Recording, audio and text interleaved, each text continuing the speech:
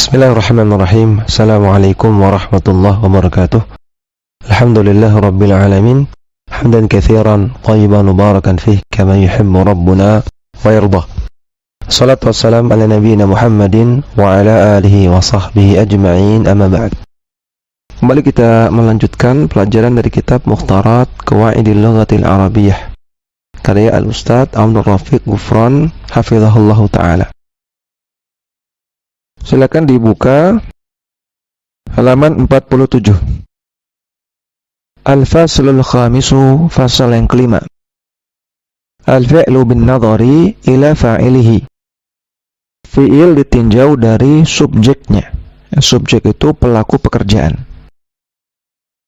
Fi'il ditinjau dari pelakunya atau subjeknya terbagi menjadi dua, yaitu yang pertama al-fi'lul mabniyu lil ma'lum atau disebut juga dengan fi'il ma'lum.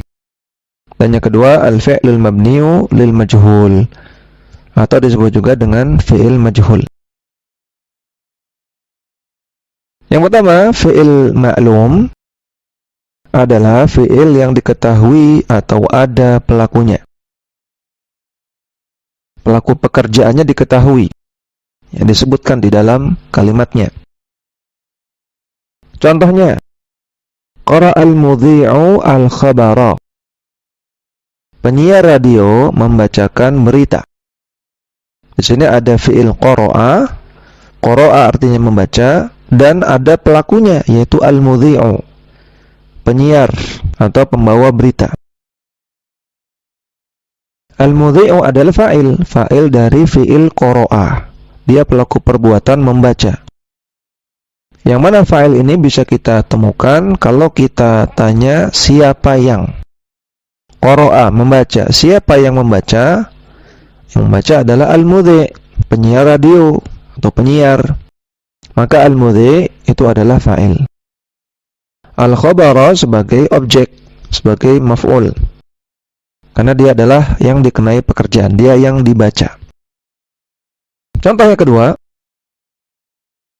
yaktubu Muhammadun ad-darsa. Muhammad menulis pelajaran. Di sini ada fi'il, yaitu fi'il mudhari, yaktubu, menulis.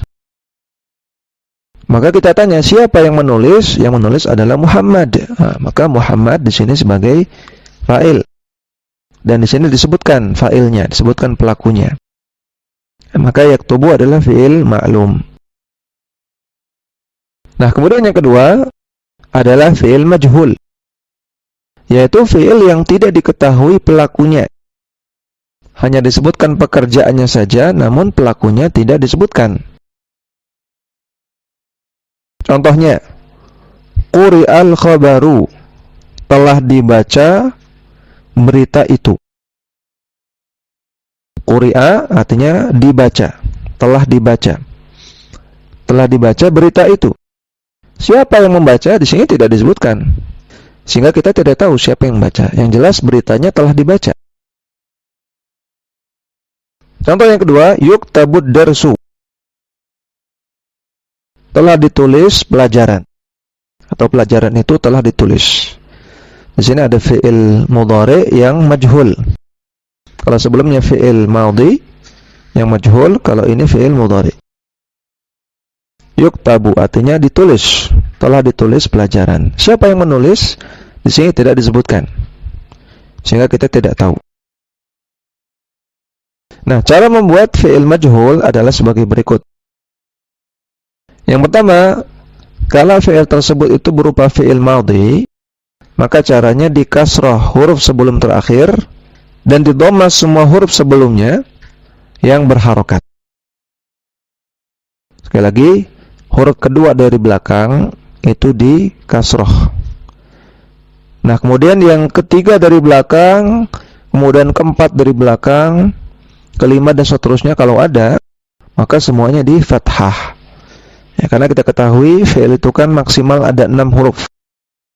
Ya, maka nanti ada huruf ketiga dari belakang, ada keempat dari belakang, ada kelima dari belakang, ada keenam dari belakang.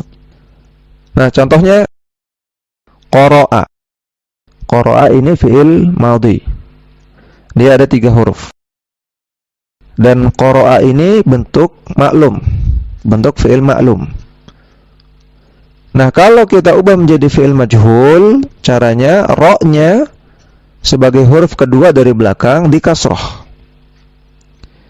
Kemudian yang sebelum ra hanya ada 1 huruf, yaitu qaf. Qafnya di dhammah. Sehingga menjadi quri'a. Artinya dibaca. Qara'a membaca, quri'a dibaca. Contoh selanjutnya, qatta'a.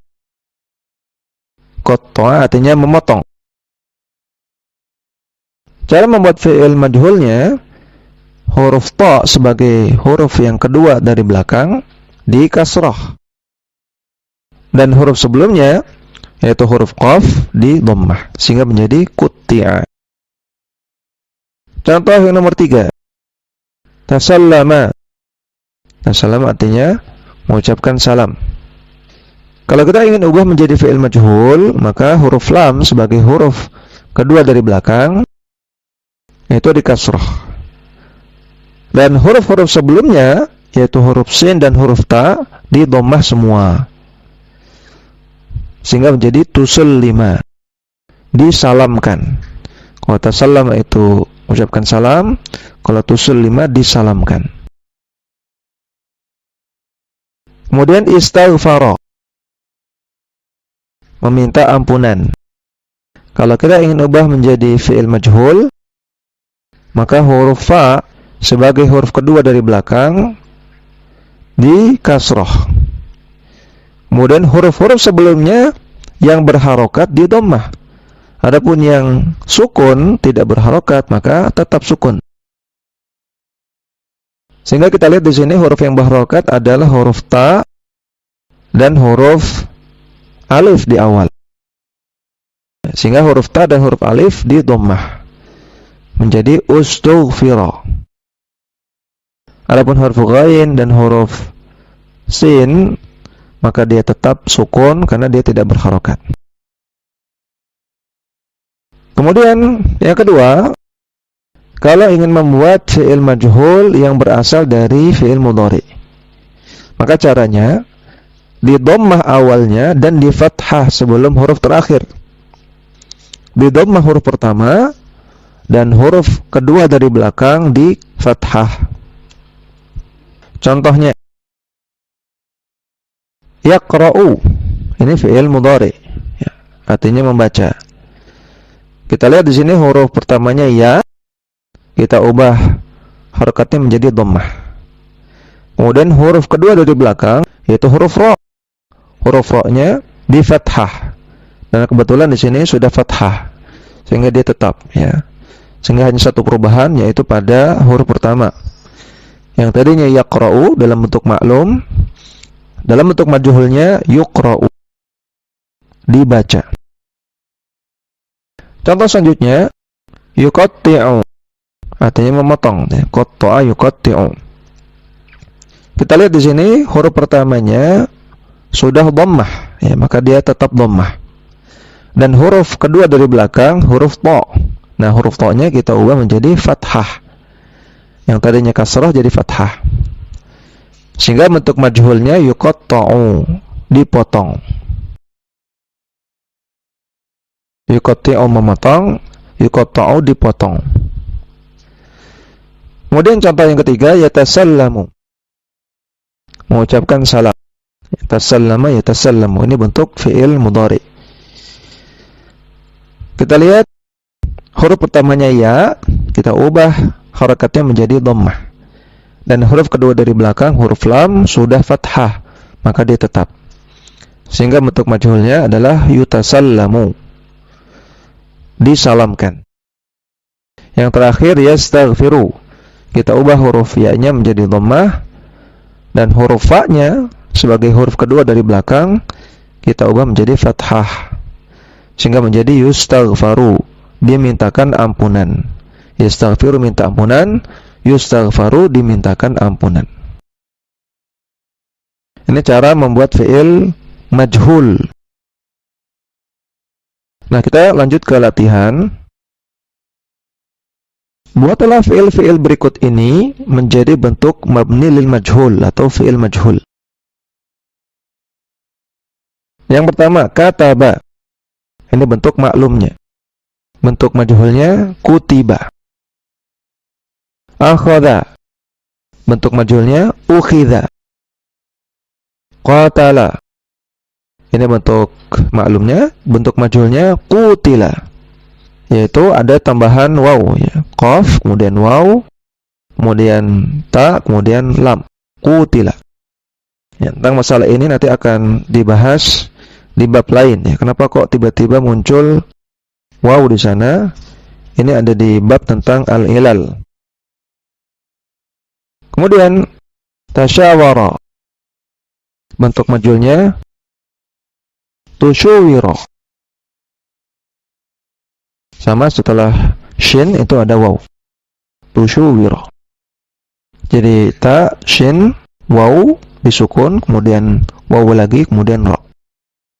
Kemudian taqabbala. Bentuk majhulnya tuqubbila. Darasa. Bentuk majhulnya durisa. Radiya.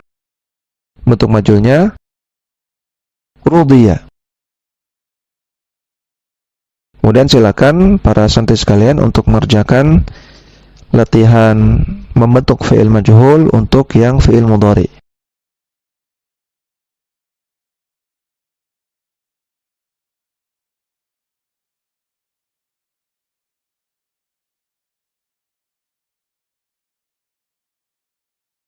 Kita lanjut pada fasal selanjutnya.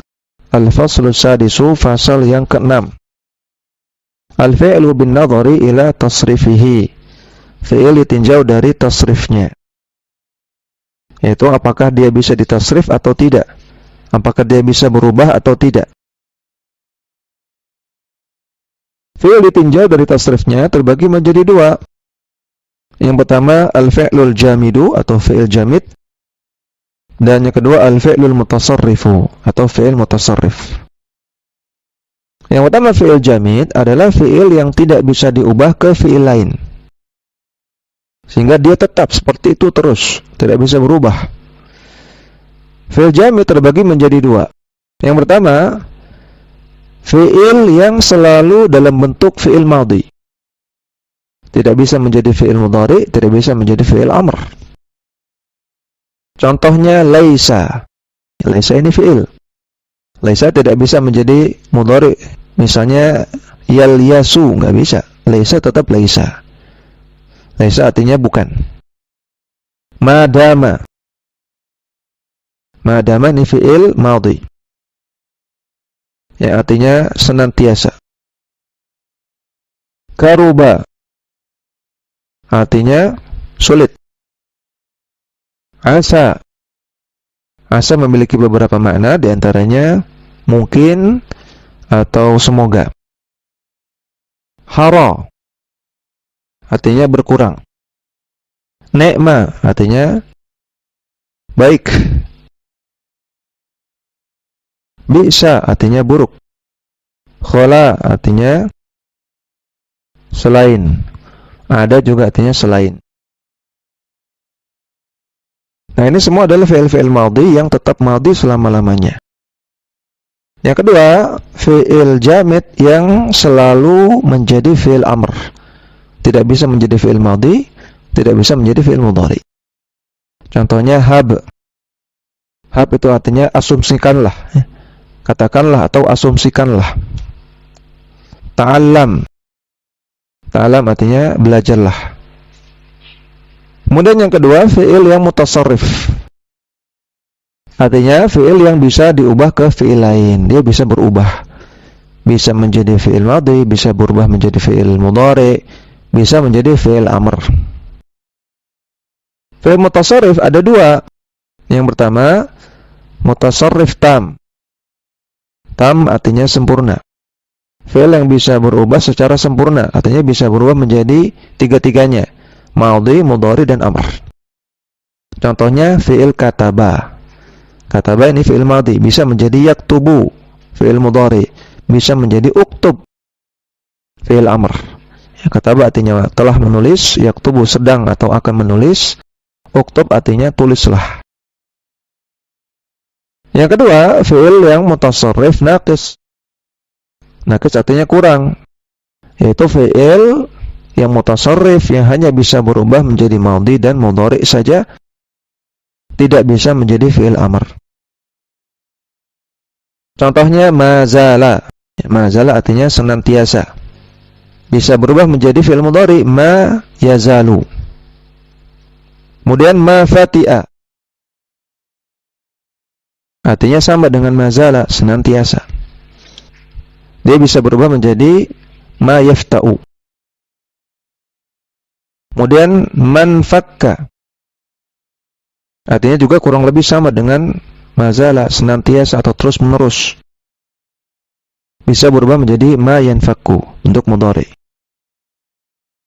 Kada, artinya hampir-hampir atau hampir saja. Bisa berubah menjadi yakadu bentuk mudhari. Ausyaka, artinya juga hampir-hampir atau hampir saja. Bisa berubah menjadi yushiku, fi'il mudhari. Tafiqa, artinya mulai. Bisa berubah menjadi yatafaqu untuk mudhari. Kemudian kita masuk ke latihan. Ubahlah bentuk fi'il madhi berikut ini menjadi fi'il mudhari dan amr. Yang pertama, qabila, artinya menerima. Bentuk mudhari'nya yaqbalu. Bentuk amrnya aqbil. Kemudian yang kedua, asa. Asanya tidak bisa menjadi mudhari dan tidak bisa menjadi amr. Ya, jadi kosong. Karena dia termasuk fi'il jamid yang senantiasa madhi. Kemudian ma fati'a. Fi'il mudhari'nya ma yafta'u. Fi'il amrnya tidak ada. Silakan santri sekalian untuk mengerjakan sisanya.